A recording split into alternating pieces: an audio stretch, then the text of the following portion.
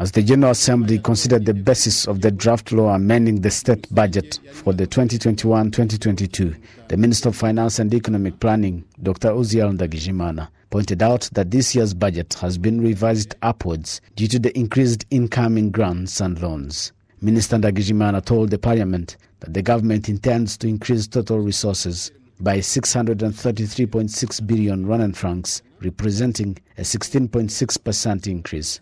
Muri rusange turasaba ko ingengo y'imari ingana na miliyari 3,800. In general, we are seeking that the current national budget of 3,807 billion Rwandan francs, which was approved by the Parliament in June 2021, be revised upwards to 4,440.6 billion Rwandan francs, which means an increase of about 633.6 billion Rwandan francs, representing 16.6%. The proposed increase of the budget is due to increased domestic revenues, grants and loans. Domestic revenues will increase by 155 billion Rwandan francs from 1,993 billion Rwandan francs in the original budget to 2,148 billion Rwandan francs, representing a 7% rise. This is attributed to additional taxes and other revenues expected following the recovery of the economic activities.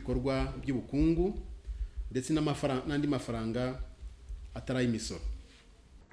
Uzziel NDAGIJIMANA further stated that grants are expected to increase by 25.4 billion Rwandan francs from 612.2 billion Rwandan francs in the original budget to 637.6 billion Rwandan francs, while loans are expected to increase from 651.4 billion Rwandan francs to 1,469.7 billion Rwandan francs on the account of Eurobonds, as well as resources to combat the effects of COVID-19.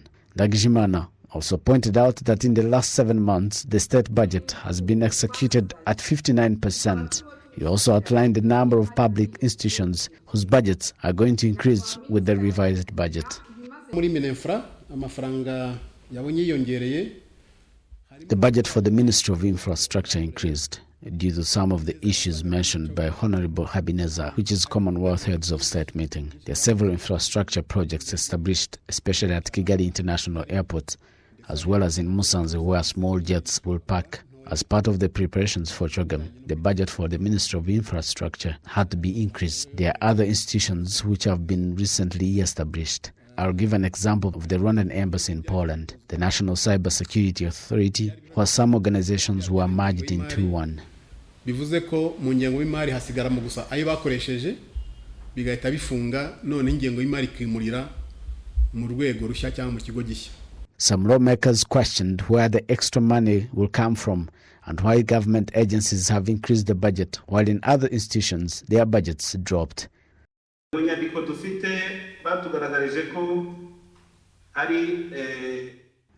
in the explanatory note, we noticed that tax revenues decreased significantly to a point of losing about 2.5 billion Rwandan francs. But again, there are some measures adopted to mitigate this issue. But my question is, what caused this loss in the tax revenues?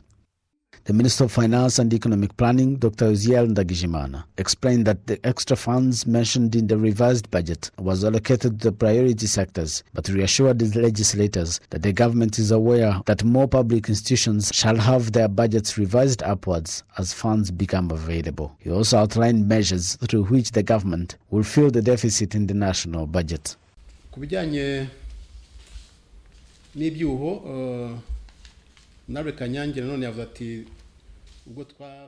the issue of budget gaps, where there was a deficit of about 173 billion Rwandan francs, we managed to get 41 billion Rwandan francs. We believe that in the revised budget, we shall cover some of the deficit and the remaining gap shall be pushed to the next budget.